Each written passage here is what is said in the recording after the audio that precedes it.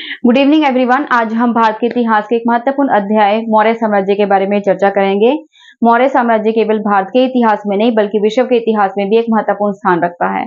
मौर्य साम्राज्य के संस्थापक चंद्रगुप्त मौर्य थे और इन्होंने एक छोटे से राज्य को किस प्रकार से एक बड़े साम्राज्य में बदल दिया।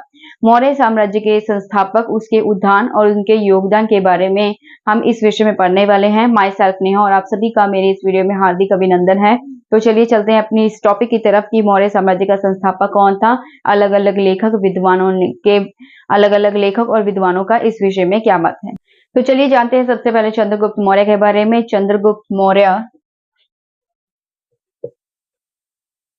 चंद्रगुप्त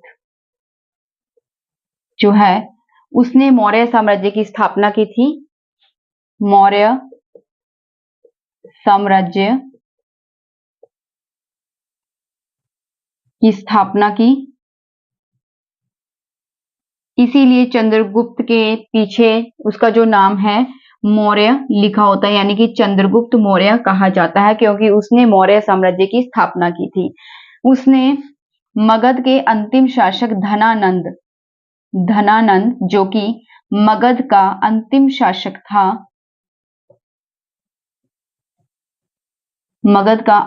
शासक था, उसको पराजित किया और उसके बाद जो है मौर्य साम्राज्य की स्थापना की थी। उस समय चंद्रगुप्त मौर्य की आयु कितनी थी? लगभग 25 वर्ष।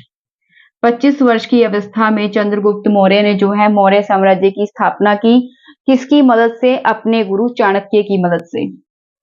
चाणक्य, इतिहास में इसे कौटिल्य भी कहा जाता है।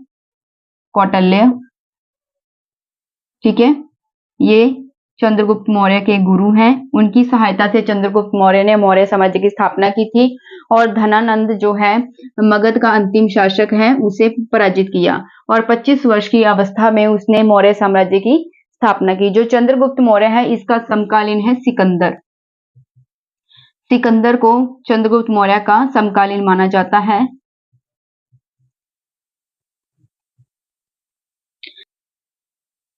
इसके पश्चात चंद्रगुप्त मौर्य का सर्वप्रथम उल्लेख जो है रुद्रदामन के जूनागढ़ अभिलेख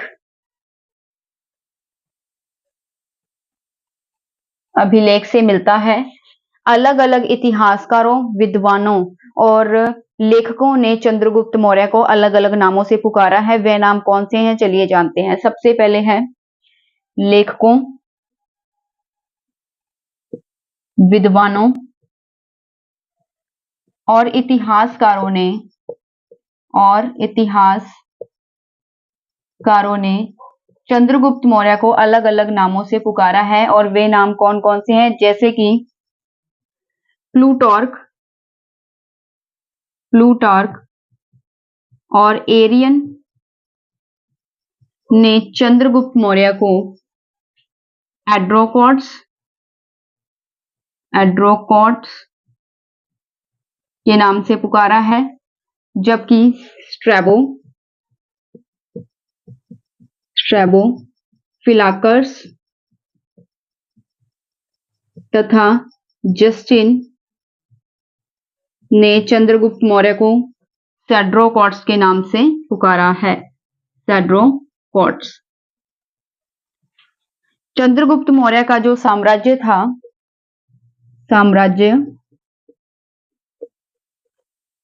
उत्तर में ईरान, दक्षिण में कर्नाटक, पश्चिम में सौराष्ट्र तथा पूर्व में मगध तक फैला हुआ था। ठीक है, और इसकी राजधानी क्या थी? पाटलिपुत्र।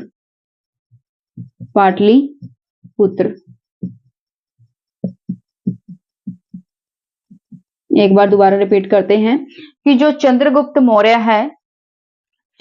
मौर्य इनके गुरु हैं चाणक्य, जिसे इतिहास में कौटिल्य भी कहते हैं। चंद्रगुप्त मौर्य ने मौर्य साम्राज्य की स्थापना की थी और इन्होंने मगध के अंतिम शासक जो आखिरी राजा था जिसका नाम था धनानंद, उसे पराजित किया। उस समय चंद्रगुप्त मौर्य की आयु थी, उम्र थी 25 साल की, ठीक है। और इनके जो समकालीन है वो थे सिकंदर। समकालीन होता है कि एक ही टाइम पीरियड में, एक ही समय में ये दो शासक मौजूद थे, चंद्रगुप्त और सिकंदर, ठीक है। तो सिकंदर उनके समकालीन थे। और रुद्रदामन के जूनागढ़ अभिलेख में जो है चंद्रगुप्त का सर्वप्रथम उल्लेख यानी कि वर्णन किया गया है, ठीक है। और लेखकों, अलग अलग जो लेखक हैं, विद्वान हैं और इतिहासकार हैं, उन्होंने चंद्रगुप्त मौर्य को अलग अलग नामों से पुकारा है। वह अलग अलग नाम कौन से हैं, जैसे कि प्लूटार्क और एरियन, यह है इतिहासकार, लेखक और विद्वानों के नाम है, ठीक है। तो जो प्लूटार्क और एरियन है, इन्होंने चंद्रगुप्त मौर्य को एड्रोकॉट्स के नाम से पुकारा है, जबकि जो स्ट्रैबो, फिलाकर्स और जस्टिन है, इन्होंने चंद्रगुप्त मौर्य को स्टैड्रोकॉट्स के नाम से जाना है, ठीक है। उसके बाद जो चंद्रगुप्त मौर्य है, इसका जो साम्राज्य है वो कहां तक फैला हुआ था। चंद्रगुप्त मौर्य का साम्राज्य उत्तर में ईरान की सीमा से लेके दक्षिण में कर्नाटक तक, पश्चिम में सौराष्ट्र से लेके पूर्व में मगध तक जो है चंद्रगुप्त मौर्य का साम्राज्य फैला हुआ था। चंद्रगुप्त मौर्य के साम्राज्य की राजधानी कौन सी थी? पाटलिपुत्र, ठीक है। ये चंद्रगुप्त मौर्य के साम्राज्य की राजधानी थी।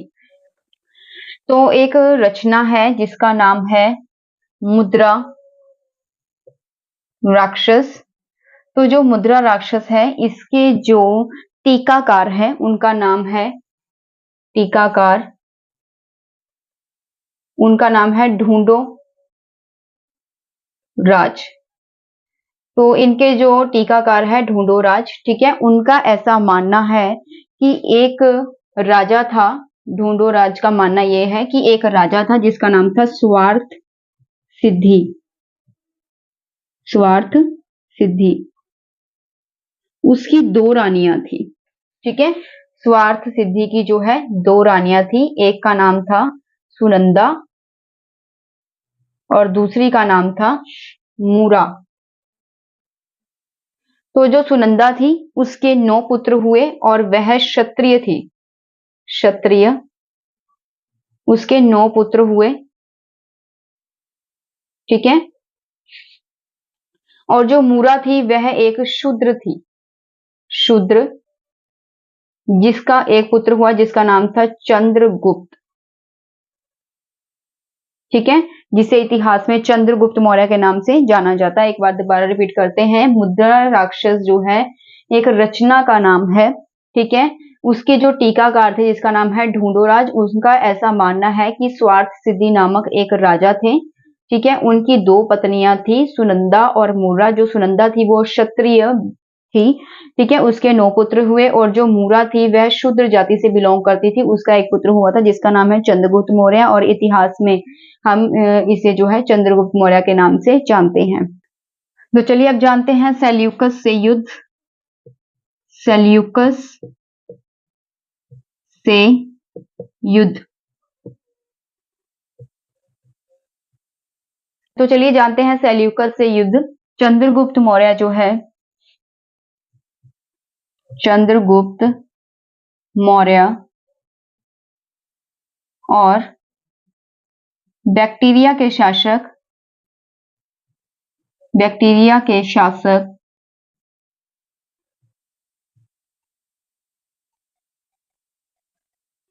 सेल्यूकस, सेल्यूकस निकेटर के बीच युद्ध हुआ। और यह युद्ध कब हुआ? 304 से लेके 305 ईसा पूर्व में, ठीक है। तो चंद्रगुप्त मौर्य और बैक्टीरिया का जो शासक था सेल्यूकस निकेटर, इन दोनों के बीच में जो है 304 से लेके 305 ईसा के बीच में युद्ध हुआ। और ऐसा माना जाता है, अलग अलग इतिहासकारों का मत है कि जो दोनों के बीच में संधि हो गई, समझौता हो गया। मैं आपकी जानकारी के लिए बता दूं कि संधि किसे कहते हैं। जब किसी युद्ध का रिजल्ट नहीं निकलता, कोई परिणाम नहीं निकलता, तो ऐसी परिस्थिति में जो है संधि की जाती है। संधि का मतलब होता है समझौता किया जाता है, ठीक है। तो जिससे दोनों का ही फायदा होता है, अगर नुकसान होता है तो दोनों का ही होता है, ठीक है। तो ऐसी परिस्थिति में अलग अलग इतिहासकारों का मानना है कि सेल्यूकस और चंद्रगुप्त के बीच में जो है संधि हुई, समझौता हुआ और इनसे दोनों में वैवाहिक संबंध जो है स्थापित हो गए थे। जो स्ट्रैबो है, स्ट्रैबो, स्ट्रैबो का मानना है कि जो सेल्यूकस निकेटर है उसने चंद्रगुप्त मौर्य को एरियाना का प्रदेश दिया, एरियाना, ठीक है, दहेज के रूप में। और जो प्लूटार्क है, प्लूटार्क, इसका मानना है कि चंद्रगुप्त मौर्य ने, ठीक है, सेल्यूकस को 500 हाथी उपहार में दिए, ठीक है।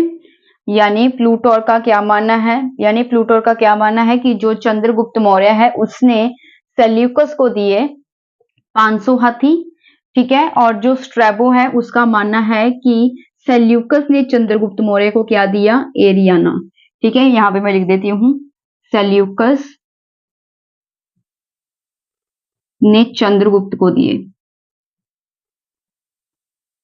ठीक है। और यहां पे चंद्रगुप्त ने सेल्यूकस को दिए, ठीक है। ऐसा अलग अलग इतिहासकारों का मानना है।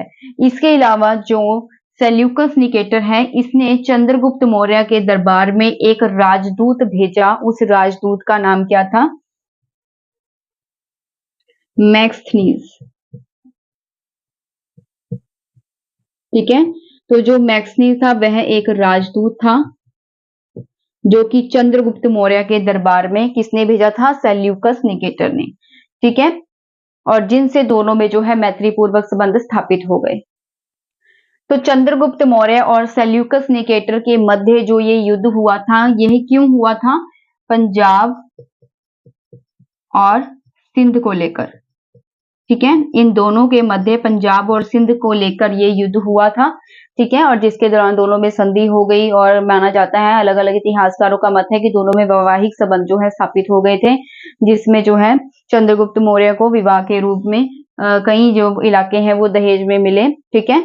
इसके बाद बात करते हैं कि जो चंद्रगुप्त मौर्य हैं इन्होंने अपने जीवन के अंतिम समय में अपना राजपाट अपने पुत्र बिंदुसार को सौंपकर, ठीक है, ये है, इन्होंने एक जैन भिक्षु जिसका नाम था भद्रबाहु, उनसे इन्होंने दीक्षा प्राप्त की।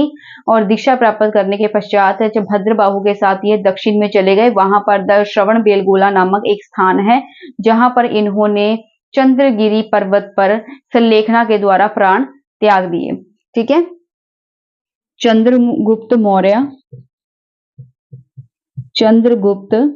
मौर्य ने अपने जीवन के अंतिम समय में अपने पुत्र बिंदुसार को गद्दी सौंप दी और इन्होंने जैन भिक्षु जिनका नाम था भद्रबाहु से दीक्षा ली और इसके पश्चात यह दक्षिण में चले गए भद्रबाहु के साथ, ठीक है। दक्षिण में चले गए भद्रबाहु के साथ, वहां पर एक श्रवण बेलगोला नामक स्थान है जहां पर इन्होंने चंद्रगिरी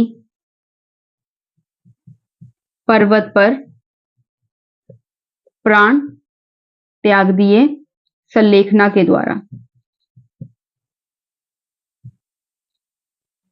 ठीक है। चंद्रगुप्त मौर्य ने अपने जीवन के अंतिम समय में अपने पुत्र बिंदुसार को गद्दी सौंपकर जैन भिक्षु भद्रबाहु से दीक्षा ली और दीक्षा लेने के पश्चात भद्रबाहु के साथ दक्षिण में श्रवण बेलगोला नामक स्थान पर इन्होंने चंद्रगिरी पर्वत पर सल्लेखना के द्वारा प्राण त्याग दिए। सल्लेखना का क्या अर्थ होता है,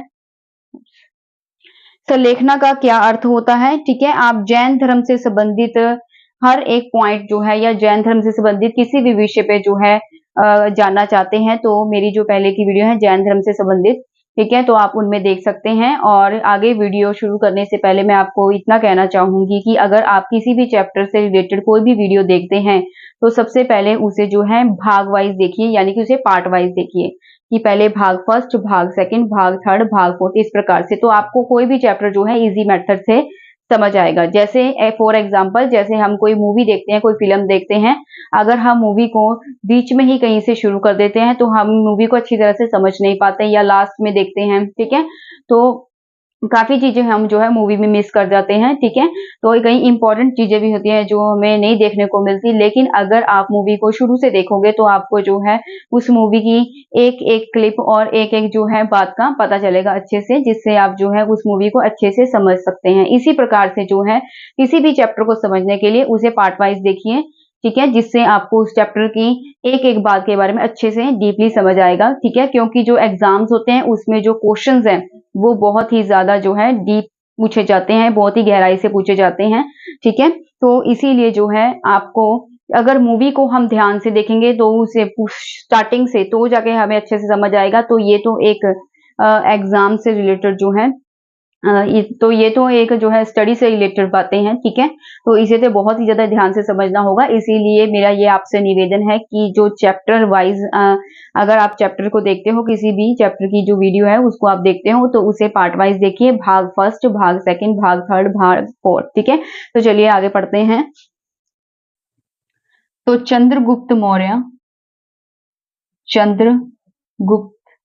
मौर्य के पश्चात जो है गद्दी पे उनका पुत्र बिंदुसार बैठा। बिंदुसार, ठीक है। जो बिंदुसार था उससे यूनानी लेखों में अमित्र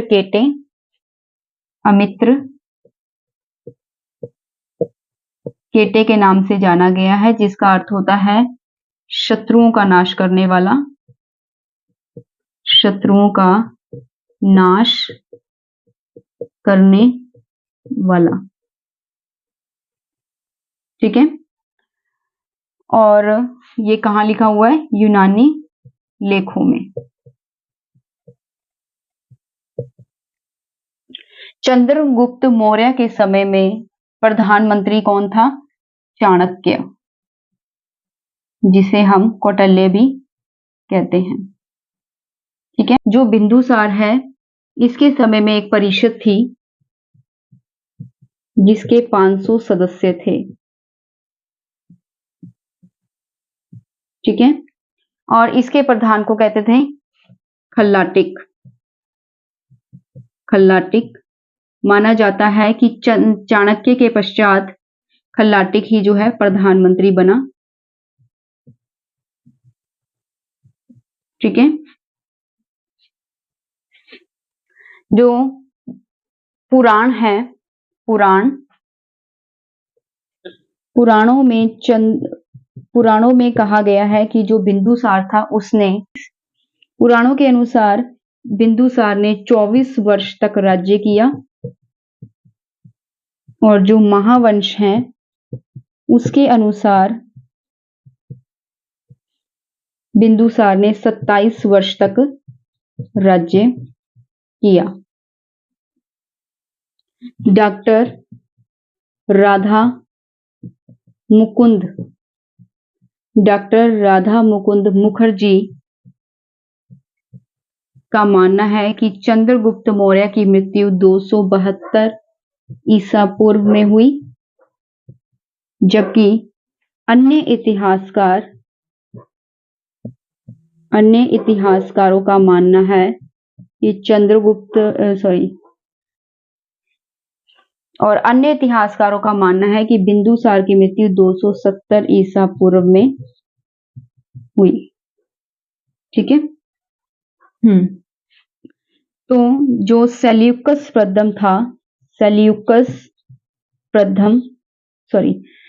सेल्यूकस निकेटर था उसने चंद्रगुप्त के दरबार में एक राजदूत भेजा था जिसका नाम था मैक्सनीज, ठीक है। इसके दरबार में भेजा था, चंद्रगुप्त के दरबार में। इसी प्रकार से स्ट्रैबो का मानना है कि जो सेल्यूकस का पुत्र था जिसका नाम था एंटियोकस,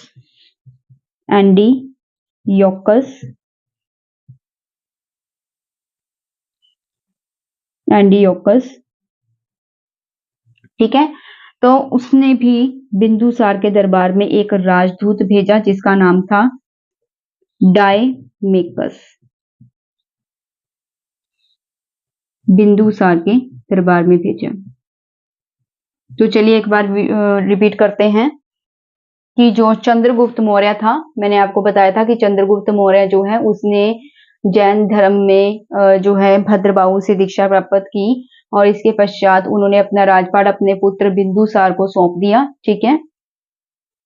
और अपने पुत्र बिंदुसार को सौंपने के पश्चात वह खुद श्रवण बेलगोला नामक स्थान पर चले गए और सुलेखना के द्वारा प्राण त्याग दिए। ठीक है। और जो बिंदुसार है जब वह गद्दी पे बैठा तो वह भी अपने पिता की तरह बहुत ही जो है सूझबूझ से काम लेता था, बहुत ही बहादुर जो है शासक था। उसके राज्य में एक परिषद थी जिसके 500 सदस्य होते थे। चंद्रगुप्त मौर्य के समय में जो है प्रधानमंत्री कौन था? चाणक्य, जिसे कौटिल्य भी कहा जाता है। ठीक है। और माना जाता है बिंदुसार के समय में भी चाणक्य जो है प्रधानमंत्री था। तो बिंदुसार जो है उसके राज्य में एक परिषद थी जिसके 500 सदस्य थे। ठीक है। जिसके 500 सदस्य थे, जिसमें जो है मतलब माना जाता है कि चाणक्य के पश्चात जो है बिंदुसार के दरबार में एक खल्लाटिक नामक जो है प्रधानमंत्री होता था। ठीक है। जो 500 सदस्य थे इसके प्रधान को खल्लाटिक कहा जाता था। ठीक है। उसके बाद है पुराणों में माना गया है कि जो बिंदुसार है उसने 24 वर्ष तक राज्य किया था, जबकि महावंश में कहा गया है कि बिंदुसार ने 27 वर्ष तक राज्य किया था। जो यूनानी लेख है उसमें जो है बिंदुसार को अमित्र केटे कहा गया है। अमित्र केटे का अर्थ होता है शत्रुओं का नाश करने वाला। ठीक है। तो डॉक्टर राधा मुकुंद मुखर्जी का मानना है कि जो बिंदुसार है उन्होंने 272 ईसा पूर्व में जो बिंदुसार है उसकी मृत्यु हो गई थी, जबकि अन्य इतिहासकारों का मानना है कि 270 ईसा पूर्व में बिंदुसार की मृत्यु हो गई। ठीक है। जो सेल्यूकस निकेटर है उन्होंने अपने चंद्रगुप्त के दरबार में एक राजदूत भेजा था जिसका नाम है मैक्सनीथ। ठीक है। इसी प्रकार से स्ट्रैबो का मानना है कि सेल्यूकस निकेटर के पुत्र एंटियोकस ने भी जो है बिंदुसार के दरबार में मतलब एक राजदूत भेजा था जिसका नाम था डायमेकस। ठीक है। तो दोस्तों आज की वीडियो में सिर्फ इतना ही। वीडियो कैसी लगी हो मुझे कमेंट सेक्शन में जरूर लिखिएगा। अगर आपको ये वीडियो अच्छी लगी हो तो मेरे चैनल को सब्सक्राइब, लाइक और शेयर करना मत भूलिएगा। धन्यवाद।